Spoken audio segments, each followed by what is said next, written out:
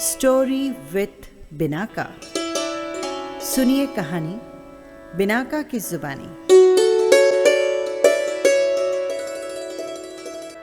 तो लीजिए, हाजिर है विश्वंभरनाथ शर्मा की कहानी ताई।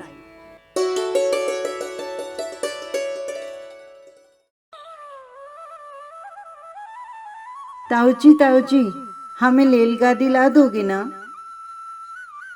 कहता हुआ एक 5 वर्षीय बालक बाबू रामजी दास की ओर दौड़ा। बाबू साहब ने दोनों बाहें फैलाकर कहा, हाँ बेटा, ला देंगे। उनके इतना कहते कहते बालक उनके निकट आ गया और बालक को गोद में उन्होंने उठा लिया और उसका मुख चूम कर बोले, क्या करेगा रेलगाड़ी से? उसमें बैठकर बड़ी दूर जाएंगे। हम भी जाएंगे, चुन्नी को भी ले जाएंगे, बाबूजी को नहीं ले जाएंगे। हमें रेलगाड़ी नहीं ला देते। ताऊजी, तुम ला दोगे तो तुम्हें ले जाएंगे। और किसे ले जाएगा? बालक दम भर सोचने लगा। बच, और किसी को नहीं ले जाएंगे। पास ही बाबू रामजी दास की अर्धांगिनी बैठी थी। बाबू साहब ने उसकी ओर इशारा करके कहा, और अपनी ताई को नहीं ले जाएगा? बालक कुछ देर तक अपनी ताई की ओर देखता रहा। ताई जी उस समय कुछ चिड़ी हुई सी बैठी थी। बालक को उनके मुंह का भाव अच्छा न लगा, इसलिए वो बोला, नहीं, ताई को नहीं ले जाएंगे। ताई जी सुपारी काटती हुई बोली, अपने ताऊ जी को ही ले जा, मेरे ऊपर तो तू दया रख। ताई जी ने ये बात बड़ी रूखाई के साथ कही। बालक ताई के शुष्क व्यवहार को तुरंत ताड़ गया। बाबू साहब ने फिर पूछा, ताई को क्यों नहीं ले जाएंगे? ताई हमें प्यार नहीं करती। ओहो, तो अगर वो प्यार करे तो ले जाएगा? बालक को इसमें कुछ संदेह था। ताई के भाव देखकर उसे यह आशा नहीं थी कि वो प्यार करेगी। इससे बालक मौन रहा। बाबू साहब ने फिर पूछा, क्यों रे, बोलता क्यों नहीं? ताई अगर प्यार करे तो रेल पर बिठाकर ले जाएगा। बालक ने ताऊ जी को प्रसन्न करने के लिए केवल सिर हिलाकर स्वीकार कर लिया, परंतु मुख से कुछ नहीं कहा। बाबू साहब उसे अपनी अर्धांगिनी के पास ले जाकर बोले, लो भाग्यवान, इसे प्यार कर लो तो ये तुम्हें ले जाएगा। परंतु बच्चे की ताई श्रीमती रामेश्वरी को पति की ये चुगलबाजी अच्छी न लगी। वो तुनक कर बोली, तुम ही रेल में बैठो जाकर, मुझे कहीं नहीं जाना। बाबू साहब ने रामेश्वरी की बात पर ध्यान नहीं दिया। बच्चे को उनकी गोद में बिठाने की चेष्टा करते हुए बोले, देखो भाई, प्यार नहीं करोगी तो फिर रेल में नहीं बिठाएगा। क्यों रे मनोहर? मनोहर ने ताऊ की बात का उत्तर नहीं दिया। उधर ताई ने मनोहर को अपनी गोद से ढकेल दिया। मनोहर नीचे गिर पड़ा। शरीर में चोट तो नहीं लगी, पर हृदय में चोट लगी। बालक रो पड़ा। बाबू साहब ने बालक को गोद में उठा लिया, चूम कर पुचकार कर चुप किया और तत्पश्चात उससे कुछ पैसे और रेलगाड़ी ला देने का वचन देकर छोड़ दिया।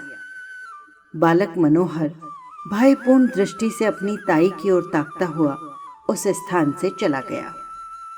मनोहर के चले जाने पर बाबू रामजी दास रामेश्वरी से बोले, तुम्हारा ये कैसा व्यवहार है? बच्चे को ढकेल दिया, यदि उसे चोट लग जाती तो? रामेश्वरी मुंह मटकाकर बोली, लग जाती तो अच्छा होता। क्यों मेरी खोपड़ी पर लाद देते थे? आप ही मेरे ऊपर डालते थे और आप ही अब ऐसी बातें करते हैं। बाबू साहब कुढ़ कर बोले, क्या इसी को खोपड़ी पर लादना कहते हैं? और नहीं तो किसे कहते हैं? तुम्हें तो अपने आगे और किसी का दुख सुख नहीं सोचता। न जाने कब किसका जी कैसा हो। तुम्हें उन बातों की कोई परवाह नहीं, बस अपनी चुहल से काम है। अरे भाग्यवान, बच्चों की प्यारी प्यारी बातें सुनकर तो चाहे जैसा जी हो प्रसन्न हो जाता है, मगर तुम्हारा हृदय तो न जाने किस धातु का बना है। तुम्हारा हो जाता होगा और होने को होता है, मगर वैसा बच्चा भी तो हो। पराए धन से भी क्या कभी घर भरता है? बाबू साहब कुछ देर चुप रहकर बोले, यदि अपना सगा भतीजा भी पराया धन कहा जा सकता है, तो फिर मैं नहीं समझता कि अपना धन किसे कहेंगे। रामेश्वरी कुछ उत्तेजित होकर बोली, बातें बनाना बहुत आसान है। तुम्हारा भतीजा है, तुम चाहे जो समझो, पर मुझे ये सब बातें अच्छी नहीं लगती। हमारे भाग्य ही फूटे हैं, नहीं तो ये दिन काहे को देखने पड़ते। तुम्हारा चलन तो दुनिया से निराला है। आदमी संतान के लिए न जाने क्या क्या करते हैं, पूजा पाठ करते हैं, व्रत रखते हैं, पर तुम्हें इन बातों से क्या काम? बस रात दिन भाई भतीजों में मग्न रहते हो। बाबू साहब के मुख पर घृणा का भाव झलक आया। उन्होंने कहा, ये पूजा पाठ व्रत सब ढकोसले हैं। जो वस्तु भाग्य में नहीं, वो पूजा पाठ से कभी प्राप्त हो सकती है? मेरा तो ये अटल विश्वास है। श्रीमती कुछ कुछ रुआंसे स्वर में बोली, इसी विश्वास ने तो सब कुछ चौपट कर रखा है। ऐसे ही विश्वास पर सब बैठे रह जाएं, तो कैसे काम चले? सब विश्वास पर ही न बैठे रहे, आदमी काहे को किसी बात के लिए चेष्टा करे। बाबू साहब ने सोचा कि मूर्ख स्त्री के मुंह लगना ठीक नहीं, अतः वो स्त्री की बात का कुछ उत्तर न देकर वहां से टल गए। बाबू रामजीदास धनी आदमी हैं, कपड़े की आड़त का काम करते हैं, लेन देन भी है। इनके एक छोटा भाई है जिसका नाम है कृष्णदास। दोनों भाइयों का परिवार एक में ही है। बाबू रामदास जी की आयु 35 के लगभग है और छोटे भाई कृष्णदास की आयु 21 के लगभग। रामदास जी निसंतान हैं। कृष्णदास के 2 संतान हैं, एक पुत्र, वही पुत्र जिससे आप परिचित हो चुके हैं, और एक कन्या। कन्या की वय 2 वर्ष के लगभग है। रामदास जी अपने छोटे भाई और उसकी संतान पर बड़ा स्नेह रखते हैं, ऐसा स्नेह कि उसके प्रभाव से उन्हें अपनी संतानहीनता कभी खटकती ही नहीं। छोटे भाई की संतान को अपनी संतान समझते हैं। दोनों बच्चे भी रामदास से इतना हिले हैं कि उन्हें अपने पिता से भी अधिक समझते हैं। परंतु रामदास की पत्नी रामेश्वरी को अपनी संतानहीनता का बड़ा दुख है। वो दिन रात संतान ही के सोच में घुली रहती है। छोटे भाई की संतान पर पति का प्रेम उसकी आंखों में कांटे की तरह खटकता है। रात के भोजन इत्यादि से निवृत्त होकर रामजीदास शैया पर लेटे शीतल और मंद वायु का आनंद ले रहे हैं। पास ही दूसरी शैया पर रामेश्वरी हथेली पर सिर रखे किसी चिंता में डूबी हुई थी। दोनों बच्चे अभी बाबू साहब के पास से उठकर अपनी माँ के पास चले गए हैं। बाबू साहब ने अपनी स्त्री की ओर करवट लेकर कहा, आज तुमने मनोहर को बुरी तरह ढकेला था कि मुझे अब तक उसका दुख है। कभी कभी तो तुम्हारा व्यवहार अमानुषिक हो उठता है। रामेश्वरी बोली, तुम्ही ने मुझे ऐसा बना रखा है। उस दिन उस पंडित ने कहा था कि हम दोनों के जन्म पत्र में संतान का जोग है और उपाय करने से संतान हो सकती है। उसने उपाय भी बताए थे, पर तुमने उनमें से एक भी उपाय करके न देखा। बस तुम तो इन्हीं दोनों में मगन हो। तुम्हारी इस बात से मेरा कलेजा सुलगता रहता है। आदमी उपाय तो करके देखता है, फिर होना न होना तो भगवान के अधीन है। बाबू साहब हंसकर बोले, तुम्हारी जैसी सीधी स्त्री का भी मैं क्या कहूं। तुम इन ज्योतिषियों की बातों पर विश्वास करते हो जो दुनिया भर के झूठे और धूर्त हैं, झूठ बोलने की ही रोटियां खाते हैं। रामेश्वरी तुनक कर बोली, तुम्हें तो सारा संसार ही झूठा दिखाई पड़ता है। ये पोथी, ये पुराण सब झूठे हैं। पंडित कुछ भी अपनी तरफ से बनाकर तो नहीं कहते। शास्त्र में जो लिखा है वे भी तो वही कहते हैं। वो झूठा है तो वे भी झूठे हैं। अंग्रेजी क्या पढ़ ली, अपने आगे किसी को गिनते ही नहीं हो। जो बातें बाप दादा के जमाने से चली आई हैं उन्हें भी झूठा बताते हैं। तुम बात समझती ही तो नहीं, अपनी ही ओटे जाती हो। मैं ये नहीं कहता कि ज्योतिष शास्त्र झूठा है, संभव है वो सच्चा हो, परंतु ज्योतिषियों में अधिकांश झूठे होते हैं। उन्हें ज्योतिष का पूर्ण ज्ञान तो होता नहीं। दो एक छोटी मोटी पुस्तकें पढ़कर ज्योतिषी बन बैठते हैं और लोगों को ठगते फिरते हैं। ऐसी दशा में उनकी बातों पर कैसे विश्वास किया जा सकता है? सब झूठे ही हैं, बस तुम ही एक बड़े सच्चे हो। अच्छा, एक बात पूछती हूँ, भला क्या तुम्हारे जी में संतान का मुख देखने की इच्छा कभी नहीं होती? इस बार रामेश्वरी ने बाबू साहब के हृदय का कोमल स्थान पकड़ा। वे कुछ देर चुप रहे। तत्पश्चात एक लंबी सांस भरकर बोले, भला ऐसा कौन मनुष्य होगा जिसके हृदय में संतान का मुख देखने की इच्छा न हो? परंतु क्या किया जाए, जब नहीं है और न होने की आशा ही है, तब उसके लिए व्यर्थ चिंता करने से क्या लाभ? इसके सिवा जो बात अपनी संतान से होती, वही भाई की संतान से हो भी रही है। जितना स्नेह अपनी पर होता है, उतना ही इन पर भी है। जो आनंद उसकी बाल क्रीड़ा से आता, वही इनकी क्रीड़ा से भी आ रहा है। फिर नहीं समझता कि क्यों चिंता की जाए। रामेश्वरी कुढ़ कर बोली, तुम्हारी समझ को मैं क्या कहूं? इसी से तो मैं रात दिन जला करती हूं। भला तो ये बताओ कि तुम्हारे पीछे क्या इन्हीं से तुम्हारा नाम चलेगा? बाबू साहब हंसकर बोले, अरे तुम भी कहां की क्षुद्र बातें लाई। नाम संतान से नहीं चलता, नाम अपनी सुकृति से चलता है। तुलसीदास को देश में बच्चा बच्चा जानता है। सूरदास को मरे कितने दिन हो चुके। इसी प्रकार जितने महात्मा हो गए हैं, उन सब का नाम क्या उनकी संतान की बदौलत चल रहा है? सच पूछो तो संतान से जितनी नाम चलने की आशा रहती है, उतनी ही नाम डूब जाने की संभावना भी रहती है। परंतु सुकृति एक ऐसी वस्तु है जिसमें नाम बढ़ने के सिवाय घटने की आशंका ही नहीं रहती। हमारे शहर में गिरधारी लाल जी कितने नामी थे, उनके संतान कहाँ हैं? पर उनकी धर्मशाला और अनाथालय से उनका नाम अब तक चला आ रहा है और अभी न जाने कितने दिनों तक चलता जाएगा। शास्त्र में लिखा है, जिसके पुत्र नहीं होता उसकी मुक्ति नहीं होती। मुक्ति पर मुझे विश्वास नहीं। मुक्ति है किस चिड़िया का नाम? यदि मुक्ति होना भी मान लिया जाए, तो ये कैसे माना जा सकता है कि सब पुत्र वालों की मुक्ति हो ही जाती है?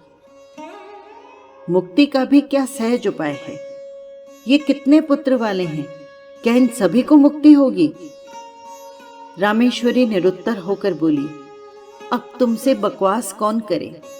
तुम तो अपने सामने किसी को कुछ नहीं मानते। मनुष्य का हृदय बड़ा ममत्व प्रेमी है। कैसी ही उपयोगी और कितनी ही सुंदर वस्तु क्यों न हो, जब तक मनुष्य उसको पराई समझता है, तब तक उससे प्रेम नहीं करता। कितनी भद्दी से भद्दी और बिल्कुल काम में न आने वाली वस्तु को यदि मनुष्य अपना समझ ले, तो वो उससे प्रेम करने लगता है। पराई वस्तु कितनी ही मूल्यवान क्यों न हो, कितनी ही उपयोगी क्यों न हो, कितनी ही सुंदर क्यों न हो, उसके नष्ट होने पर मनुष्य कुछ भी दुख का अनुभव नहीं करता, इसलिए कि वो वस्तु उसकी नहीं, पराई है।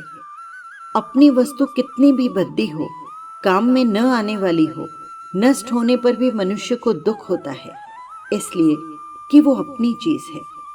कभी कभी ऐसा प्रतीत होता है कि मनुष्य पराई चीज से प्रेम करने लगता है।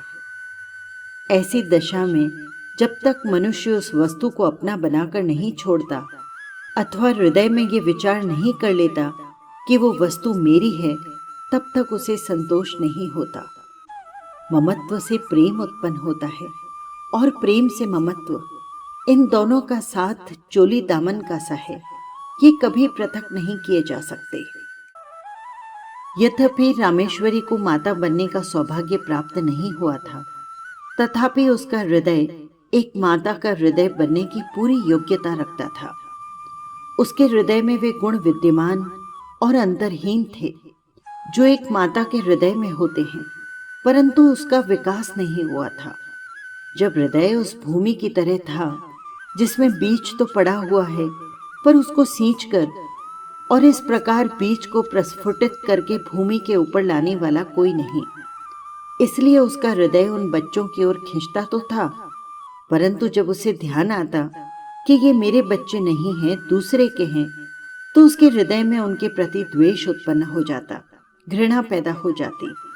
विशेषकर उस समय उनके द्वेष की मात्रा और भी बढ़ जाती जब वो ये देखती कि उसके पति उन बच्चों पर प्राण देते हैं जो उनके यानी रामेश्वरी के नहीं हैं।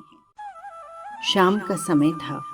रामेश्वरी खुली छत पर बैठी हवा खा रही थी। पास उसकी देवरानी भी बैठी थी। दोनों बच्चे छत पर दौड़ दौड़ कर खेल रहे थे। रामेश्वरी उनके खेल को देख रही थी। इस समय रामेश्वरी को उन बच्चों का खेलना कूदना बड़ा भला मालूम हो रहा था। हवा में उड़ते हुए उनके बाल, कमल की तरह खिले खिले नन्हे नन्हे मुख, उनकी प्यारी प्यारी तोतली बातें, उनका चिल्लाना, उनका भागना, लौट जाना, ये सब क्रीड़ाएं उसके हृदय को शीतल कर रही थी। सहसा मनोहर अपनी बहन को मारने दौड़ा। वो खिलखिलाती हुई दौड़कर रामेश्वरी की गोद में जा गिरी। उसके पीछे पीछे मनोहर भी दौड़ता हुआ आया और वो भी उन्हीं की गोद में जा गिरा। रामेश्वरी उस समय सारा द्वेष भूल गई। उन्होंने दोनों बच्चों को उसी प्रकार हृदय से लगा लिया जिस प्रकार वो मनुष्य लगाता है जो कि बच्चों के लिए तरस रहा हो। उन्होंने बड़ी सतृष्णा से दोनों बच्चों को प्यार किया। उस समय यदि कोई अपरिचित मनुष्य उन्हें देखता तो उसे ये विश्वास हो जाता कि रामेश्वरी ही उन बच्चों की माता है। दोनों बच्चे बड़ी देर तक उसकी गोद में खेलते रहे। सहसा उसी समय किसी के आने के आहट पाकर बच्चों की माता वहां से उठकर चली गई। मनोहर, ले रेलगाड़ी, कहते हुए बाबू रामजी दास छत पर आए। उनका स्वर सुनते ही दोनों बच्चे रामेश्वरी की गोद से तड़प कर निकल भागे। रामजी दास ने पहले दोनों को खूब प्यार किया, फिर बैठकर रेलगाड़ी दिखाने लगे। इधर रामेश्वरी की नींद टूटी। पति को बच्चों में मग्न होते देख उसकी भौहें तन गई। बच्चों के प्रति हृदय में फिर वही घृणा, वही द्वेष का भाव जाग उठा। बच्चों को रेलगाड़ी देकर बाबू साहब रामेश्वरी के पास आए और मुस्कुराकर बोले, आज तो तुम बच्चों को बड़ा प्यार कर रही थी। इससे मालूम होता है कि तुम्हारे हृदय में भी उनके प्रति कुछ प्रेम तो अवश्य है। रामेश्वरी को पति की ये बात बहुत बुरी लगी। उसे अपनी कमजोरी पर बड़ा दुख हुआ। केवल दुख ही नहीं, अपने ऊपर क्रोध भी आया। वो दुख और क्रोध पति के उक्त वाक्य से और भी बढ़ गया। उसकी कमजोरी पति पर प्रकट हो गई। ये बात उसके लिए असह्य हो उठी। रामजी दास बोले, इसीलिए मैं कहता हूं कि अपनी संतान के लिए सोच करना वृथा है। यदि तुम इनसे प्रेम करने लगो तो तुम्हें ये अपनी ही संतान प्रतीत होने लगेंगे। मुझे इस बात से बड़ी प्रसन्नता है कि तुम इनसे स्नेह करना सीख रही हो। ये बात बाबू साहब ने नितांत हृदय से कही थी, परंतु रामेश्वरी को इसमें व्यंग की तीक्ष्ण गंध मालूम हुई। उन्होंने कुढ़कर मन में कहा, इन्हें मौत भी नहीं आती, मर जाए तो पाप कटे। आठों प्रहर सामने रहने से प्यार को जी ललचा ही उठता है। इनके मारे कलेजा और भी जला करता है। बाबू साहब ने पत्नी को मौन देकर कहा, अरे अब झेंपने से क्या लाभ। अपने प्रेम को छिपाने की चेष्टा करना व्यर्थ है। छिपाने की आवश्यकता भी नहीं। रामेश्वरी जल भुनकर बोली, मुझे क्या पड़ी है जो मैं इनसे प्रेम करूंगी। तुम्ही को मुबारक रहे। निगोड़े आप ही आ के घुसते हैं। एक घर में रहने से कभी कभी हंसना बोलना पड़ता ही है। अभी परसों जरा यूं ही ढकेल दिया, उस पर तो तुमने सैकड़ों बातें सुनाई। संकट में प्राण है, न यों चैन है न वो चैन है। बाबू साहब को पत्नी के वाक्य सुनकर बड़ा क्रोध आया।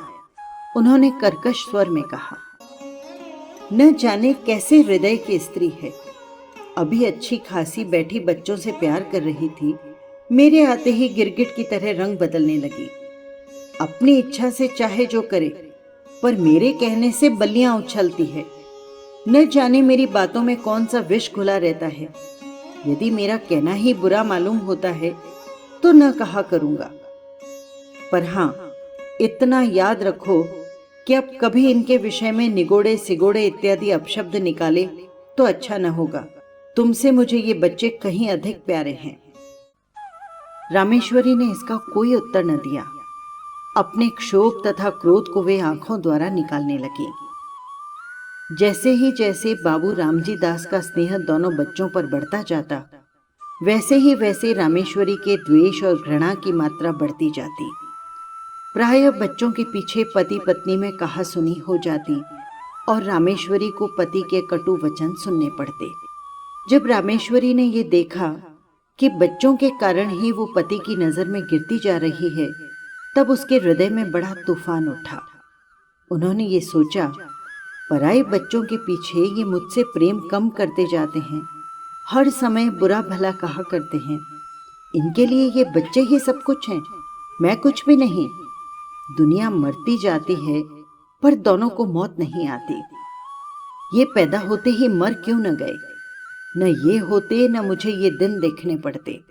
जिस दिन ये मरेंगे उस दिन घी के दिए जलाऊंगी। इन्होंने ही मेरे घर का सत्यानाश कर रखा है। इसी प्रकार कुछ दिन व्यतीत हुए। एक दिन नियमानुसार रामेश्वरी छत पर अकेली बैठी हुई थी। उसके हृदय में अनेक प्रकार के विचार आ जा रहे थे। विचार और कुछ नहीं, अपनी निज संतान का अभाव, पति का भाई की संतान के प्रति अनुराग इत्यादि। कुछ देर बाद जब उसके विचार स्वयं उन्हीं को कष्टदायी प्रतीत होने लगे, तब वो अपना ध्यान दूसरी ओर लगाने के लिए टहलने लगी। वो टहल ही रही थी कि मनोहर दौड़ता हुआ आया। मनोहर को देखकर उसकी भ्रकुटी चढ़ गई और वो छत की चार दीवारी पर हाथ रखकर खड़ी हो गई। संध्या का समय था। आकाश में रंग बिरंगी पतंगें उड़ रही थी।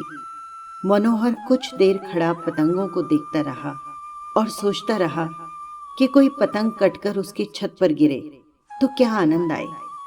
देर तक गिरने की आशा करने के बाद दौड़कर रामेश्वरी के पास आया और उनकी टांगों से लिपट कर बोला, ताई, ताई हमें पतंग मंगा दो ना।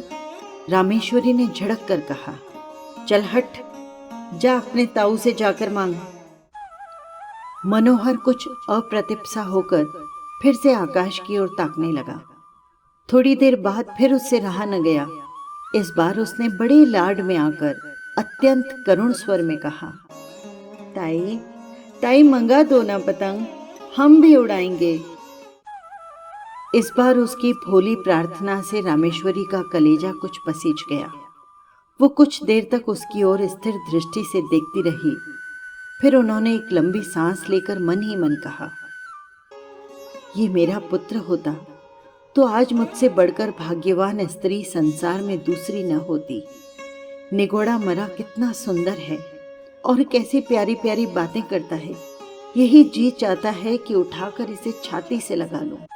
ये सोचकर वो उसके सिर पर हाथ फेरने ही वाली थी कि इतने में उन्हें मौन देखकर वो बोला, तुम हमें पतंग नहीं मंगवा दोगी तो ताऊजी से कहकर तुम्हें पिटवाएंगे।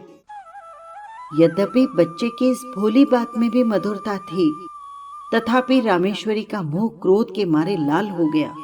वो उसे झड़क कर बोली, जा जा कह दे अपने ताऊजी से, देखें वो मेरा क्या कर लेंगे। मनोहर भयभीत होकर उनके पास से हट आया और फिर सतृष्ण नेत्रों से आकाश में उड़ती हुई पतंगों को देखने लगा। इधर रामेश्वरी ने सोचा, ये सब ताऊजी के दुलार का फल है कि बालिष्ठ भर का लड़का मुझे धमकाता है। ईश्वर करे इस दुलार पर बिजली टूटे। उसी समय आकाश से एक पतंग कटकर उसकी छत की ओर आई और रामेश्वरी के ऊपर से होती हुई छज्जे की ओर गिरी। छत के चारों ओर चार दीवारी थी जहां रामेश्वरी खड़ी हुई थी। केवल वहां पर एक द्वार था जिससे छज्जे पर आ जा सकते हैं। रामेश्वरी उस द्वार से सटी हुई खड़ी थी। मनोहर ने पतंग को छज्जे पर जाते देखा। पतंग पकड़ने के लिए वो दौड़कर छज्जे की ओर चला। रामेश्वरी खड़ी देखती रही। मनोहर उसके पास से होकर छज्जे पर चला गया और उससे 2 फीट की दूरी पर खड़ा होकर पतंग को देखने लगा। पतंग छज्जे से होती हुई नीचे के आंगन में जा गिरी। एक पैर छज्जे की मुंडेर पर रखकर मनोहर ने नीचे आंगन में झांका और पतंग को आंगन में गिरते हुए देख वो प्रसन्नता के मारे फूला न समाया। वो नीचे जाने के लिए शीघ्रता से घूमा, परंतु घूमते समय मुंडेर पर से उसका पैर फिसल गया। वो नीचे की ओर चला। नीचे जाते जाते उसके दोनों हाथों में मुंडेर आ गई। वो उसे पकड़कर लटक गया और रामेश्वरी की ओर देखकर चिल्लाया, ताई। रामेश्वरी ने धड़कते हुए हृदय से इस घटना को देखा। उसके मन में आया कि अच्छा है, मरने दो, सदा का पाप कट जाएगा। यही सोचकर वो एक क्षण रुकी। इधर मनोहर के हाथ मुंडेर पर से फिसलने लगे। वो अत्यंत भय और करुणा नेत्रों से रामेश्वरी की ओर देखकर चिल्लाया, अली ताई। रामेश्वरी की आंखें मनोहर की आंखों से जा मिली। मनोहर की वो करुण दृष्टि देखकर रामेश्वरी का कलेजा मुंह को आया। उन्होंने व्याकुल होकर मनोहर को पकड़ने के लिए अपना हाथ बढ़ाया। उसका हाथ मनोहर के हाथ तक पहुंचा ही कि मनोहर के हाथ से मुंडेर छूट पड़ी। वो नीचे आ गिरा। रामेश्वरी चीख मारकर छज्जे पर गिर पड़ी। रामेश्वरी 1 सप्ताह तक बुखार से बेहोश पड़ी रही। कभी कभी जोर से चिल्ला उठती और कहती, देखो देखो, वो गिरा जा रहा है, उसे बचाओ, दौड़ो, मेरे मनोहर को बचा लो। वो कभी कहती, बेटा मनोहर, मैंने तुझे नहीं बचाया ना। हाँ, मैं चाहती तो बचा सकती थी, पर मैंने देर कर दी। इसी प्रकार के प्रलाप वो किया करती। मनोहर की टांग उखड़ गई थी। टांग बिठा दी गई। वो क्रमशः फिर अपनी असली हालत में आने लगा। 1 सप्ताह बाद रामेश्वरी का ज्वर कम हुआ। अच्छी तरह होश में आने पर उसने पूछा, कैसा है मेरा मनोहर? रामजी दास ने उत्तर दिया, अच्छा है, उसे पास लाओ मेरे। मनोहर रामेश्वरी के पास लाया गया। रामेश्वरी ने उसे बड़े प्यार से हृदय से लगाया।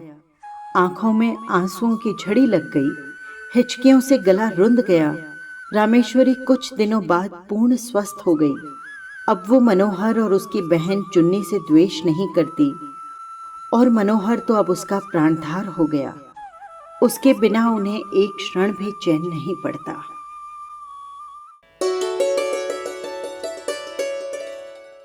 बस यही थी कहानी। आपको कैसी लगी कमेंट बॉक्स में ज़रूर लिखिएगा। और हाँ, यदि आपने चैनल को सब्सक्राइब नहीं किया है तो कर लीजिएगा। फिर मिलेंगे किसी नई कहानी के साथ। नमस्कार।